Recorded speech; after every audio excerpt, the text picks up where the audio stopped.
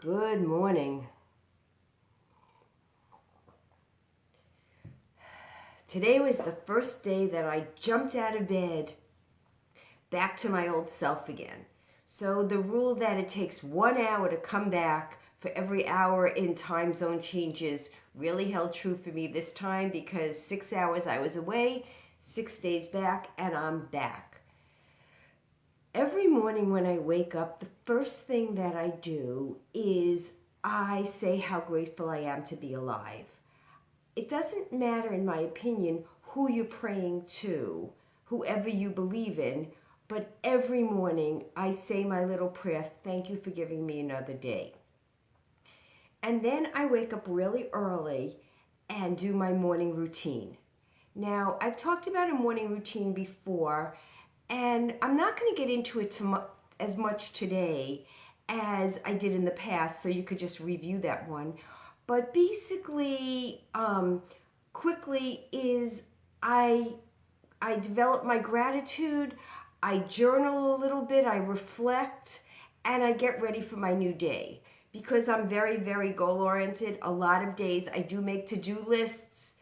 But yesterday, I made a to-do list, and then it was really, really raining here in New Jersey. Raining, pouring. And I was a little bit sick, and I just know I have a big weekend ahead of me. I decided to go back to bed. Now, this is the thing. For me, spending a day in bed, I need like a doctor's note. I need more than permission. I need to be on my last leg.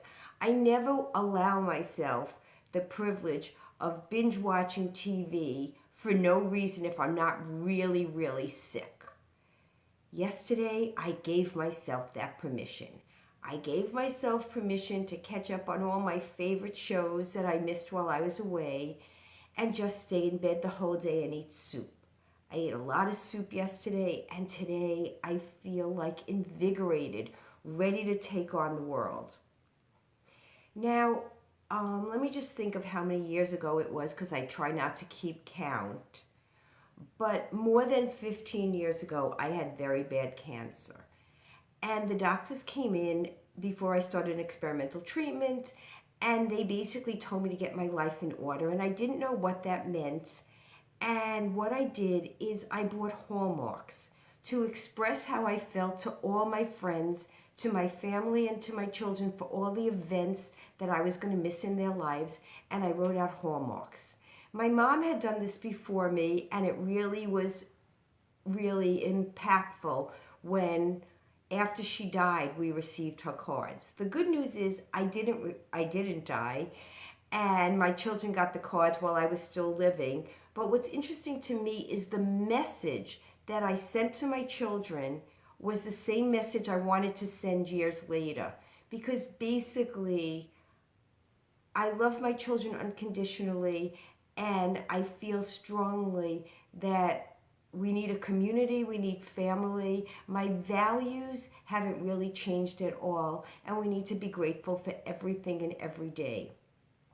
So I sent out a lot of Hallmarks. But this is what I would like to do now. This is my new idea. What I'm going to do is I'm going to start sending myself Hallmarks because I recently did some counseling, and basically the whole counseling was about my own self-care, how good I am at taking care of other people, but how I don't always put myself on my list. So, this is what I've decided to do.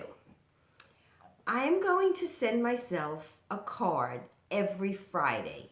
I'm going to pick out cards that are inspirational for me, so I get the message twice. Now, people that know me are going to laugh because a lot of times if I find a really beautiful card and it was really expensive, I put a post-it note in it and write on that so people can reuse it and not have to waste that much money to send it to somebody else. Because how many cards can you keep? But the message is really, really important. And I just had a big birthday, and all those cards are there, and I'm like looking at them, and I feel so inspired by them. But what I really know is that you have to believe it yourself. When somebody gives me a compliment, I used to like have to make an excuse. Oh, if they liked my dress, I got it on sale, this and that. Instead of just saying thank you. My daughter would always say, Ma, just sit with the compliment. Well, I didn't really know how to do that.